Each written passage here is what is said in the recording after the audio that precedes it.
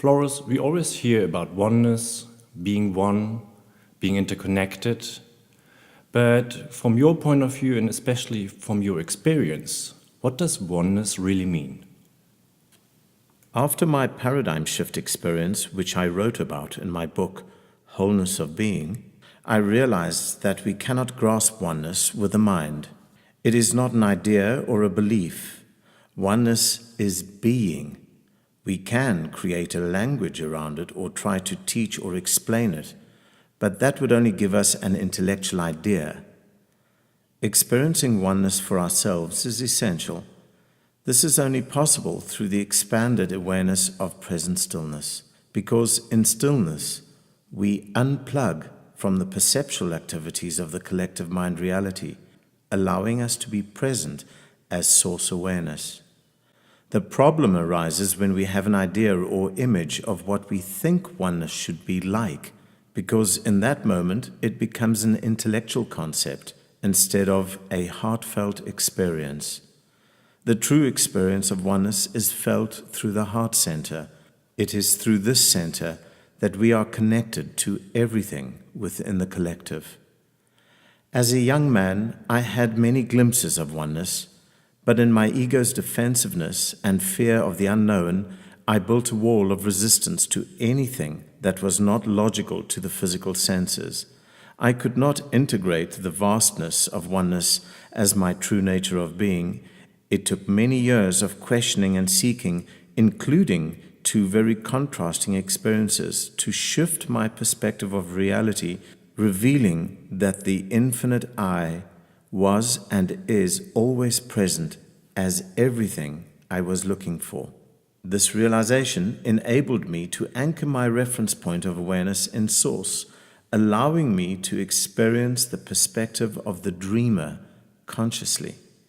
When I realized that the physical body is just a vehicle with no real power of its own, I began to experience strong resistance from my ego. From the reference point of stillness, it was interesting to watch the ego playing out its fears. Remember, the ego does not want to know it's powerless. Therefore, it becomes defensive and resistant. Using affirmations, I began coaching my ego, giving it value as an important, essential instrument through which the infinite I can experience this adventure. I am telling you the story because there is an infinite and a finite part to every being. We can only experience oneness if our reference point of awareness is anchored in the infinite and not in the finite. If the ego or finite self feels that it has a purpose, that it is valid and safe, it stops resisting and becomes a transparency for Source. Hence, giving the ego value is an essential part of the game played within the collective. It took me a long time to coach my finite self to be an instrument for present stillness. The ego wants to be the hero in the dream. It deludes itself into believing it can manipulate the reality it perceives, but does not realize that it, like everything else, is a program, an illusion that does not have real power of its own. Nothing in the perceptual reality of the collective is real or has power, except for the power and realness we assign to it as expressions of Source. Anchoring our awareness in the present stillness of Source dissipates the grip of the ego's scream for attention.